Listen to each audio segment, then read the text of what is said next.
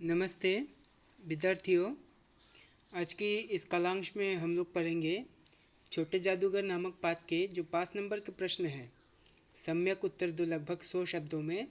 उन प्रश्नोत्तर को आज की इस कालांश में हम लोग वार्तालाप करेंगे। तो यहाँ का पहला प्रश्न है, बाबू जयशंकर प्रसाद के बारे में या बाबू जयशंकर प्रसाद की साहित्यिक देन का उल्लेख करो। तो बाबू जयशंकर प्रसाद के बारे में हम कहाँ से पढ़ेंगे? बाबू जयशंकर प्रसाद के हम जो पहले है कवि परिचय, वहाँ से ही उसको वर्णना करके लिखेंगे। तो इसको किस प्रकार लिखेंगे कि बाबू जयशंकर प्रसाद का आविर्भाव आधुनिक हिंदी साहित्य में, बाबू जयशंकर प्रसाद की आविर्भाव आधुनिक हिंदी साहित्य के छायावाद युग में हुआ था। यहाँ से लिखना है, छायावाद युग में हुआ था। अपने अपनी बहुमुखी प्रतिभा के बल पर कविता, नाटक, कहानी, उपन्यास, निबंध और आलोचना के क्षेत्रों में अमर लेखनी बना चलाकर आधुनिक कालीन हिंदी साहित्य को समृद्ध किया है। साहित्यकार के अलावा आप इतिहास एवं पुरातत्व के विद्वान तथा एक गंभीर चिंतक भी थे। भारतीय सभ्यता संस्कृति,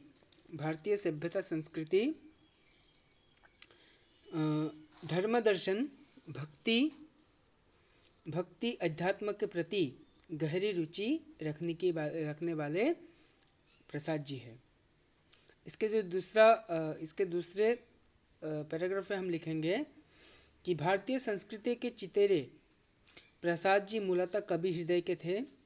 आप छायावादी काव्यधारा के प्रतिनिधि कवि के रूप में प्रतिष्ठित हुए। आपकी काव्य रचनाएं है उर्वशी। आपकी काव्य रचनाएं क्या क्या है? आपकी काव्य रचनाएं है उर्वशी, वन मिलन, प्रेम राज्य, अयोध्या का उद्धार, शोकछवास, बब्रुवाहन, कानन कुसुम, प्रेम पथिक, करुणालय, महाराज का महत्व, झरना, आंसू खंडकाव्य है, लहर और कामायनी महाकाव्य उनके द्वारा विरचित नाटक है, सज्जन कल्याणी, परिणय, प्रायश्चित, राज्यश्री, अजातशत्रु, जन्मजय का नागयज्ञ, कामना, स्कंदगुप्त, एक घूट इत्यादि। इसके लास्ट जो पैराग्राफ होगा इस आंसर का वो होगा कि प्रसाद जी ने लगभग 70 कहानियाँ हिंदी की भेंट की है। प्रसाद जी ने लगभग क्या कहा? 70 कहानियाँ हिंदी की भेंट की है। ये कहानियाँ छाया, प्रतिध्वनि, आकाशदीप आदि, इंद्रजाल आदि संग्रहों में संकलित है। प्रथम कहानी ग्राम इंदु नामक पत्रिका में सन 1911 में प्रकाशित हुआ।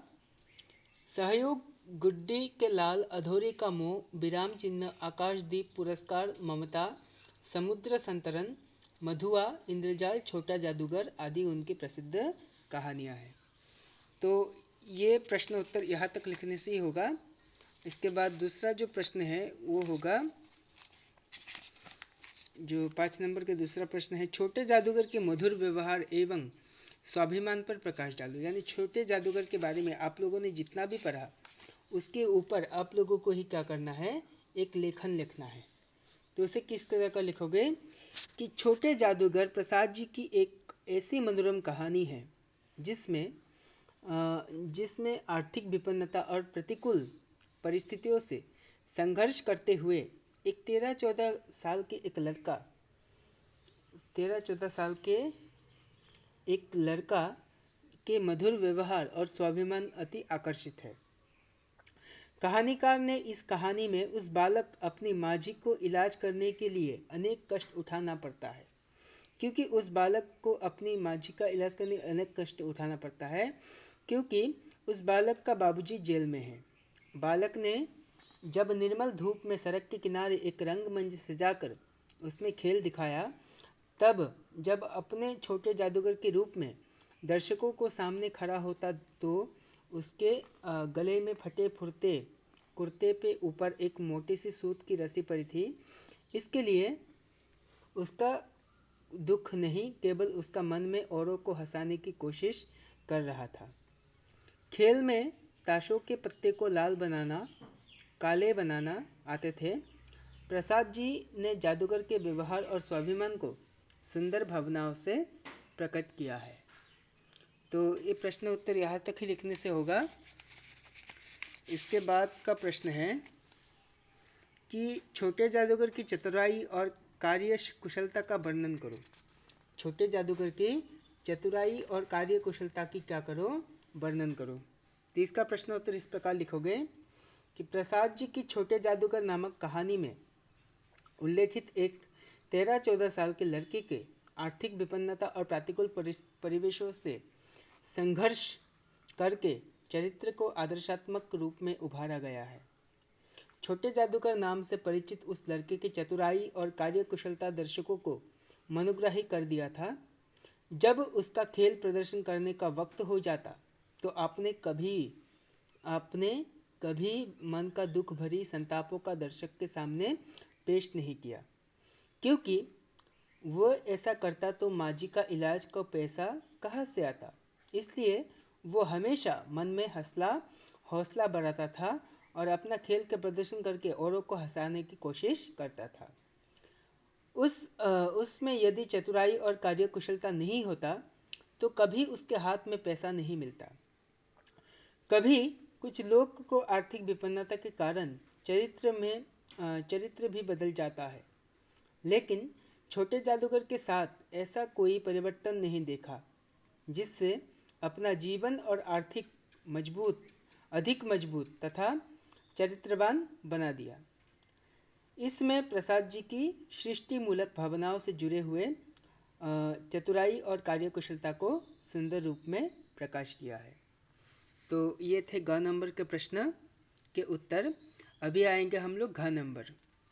तो घ नंबर में है प्रश्न कि छोटे जादूगर के देश प्रेम और मातृभक्ति का परिचय दो। छोटे जादूगर का क्या दो, देश प्रेम और मातृभक्ति का परिचय देने के लिए कहा है।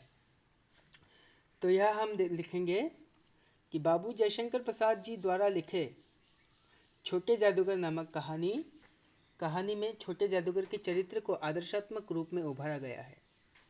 परिस्थिति की मांग से एक बालक किस प्रकार अपने पांवों पर खड़ा हो जाता है, उसके यह हृदयग्राही चरित्र के साथ देश प्रेम और मातृभक्ति का परिचय मिलता है।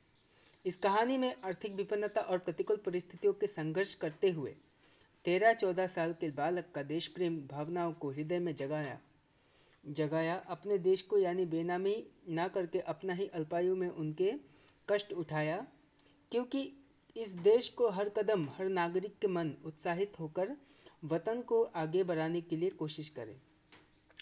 छोटे जादूगर की मातृभक्ति का भी इसमें मिलती है। वह हमेशा ही अपनी बीमारी माँ की ख्याल रखता। उनकी माँ की आवाज़ मिठास थी, इसलिए देश का सभी माताएं की आवाज़ उसकी माता के समान होने का प्रोत्साहित किया। लेकिन इसमें आर्थिक विपन्नता और प्रतिकूल परिस्थितियों से संघर्ष करके जीना उनके लिए काफ़ी लाभ हुए और उससे देश प्रेम मातृभक्ति के प्रति उदारता का निदर्शन मिलता है। तो इस 5 नंबर के लास्ट प्रश्न है, छोटे जादूगर की कहानी में तुम्हें कौन सी प्रेरणा मिलती है। तो यह आप लोग इस तरह से लिखोगे कि छोटे जादूगर प्रसाद जी की एक मनोरम कहानी है, जिसमें आर्थिक विपन्नता, स्वावलंबी होना, मधुर व्यवहार, देश प्रेम, मातृभक्ति आदि से भरपूर गठनमूलक चित्रण अंकित किया गया है। इस कहानी के जरिए हमें ऐसा प्रेरणा मिलती है कि अपना जीवन में हर परिस्थिति के साथ मुकाबला करना अपना धर्म समझ लेना चाहिए। यदि जीवन में कोई मुसीबत खड़ा नहीं होता तो जीवन का कोई महत्व नहीं है, यानी मुसीबत से लड़ना हमें पड़ता है, क्योंकि हमारा जीवन परिस्थितियों का अधीन है। इसलिए छोटे जादूगर ने आर्थिक विपन्नता और प्रतिकूल परिस्थितियों के साथ हमला करना पड़ा। इसी से उसका जीवन अपने पांवों पर खड़ा होने की प्रेरणा मिली। छोटा जादूगर ने अनेक कष्ट करने के बाद भी कभी उसका क्रोध नहीं देखा। इस कहानी से हमें सदा अपना कर्तव्य को नहीं भूलना चाहिए। जिस तरह छोटे जादूगर ने अपनी माँ की इलाज के लिए बहुत मेहनत करना पड़ा था, यह कहानी एक आदर्शात्मक रूप से, इसलिए इस कहानी को आदर्शात्मक रूप से उभारा गया है। तो आज की इस कलांश में हम लोगों ने 5 नंबर के प्रश्नोत्तर को वार्तालाप की। अभी इसकी नेक्स्ट कलांश में हम लोग 6 नंबर जो सप्रसंग व्याख्या करो उसके बारे में वार्तालाप करेंगे। तो आज की इस कलांश को यही समाप्त करते हैं। नमस्ते।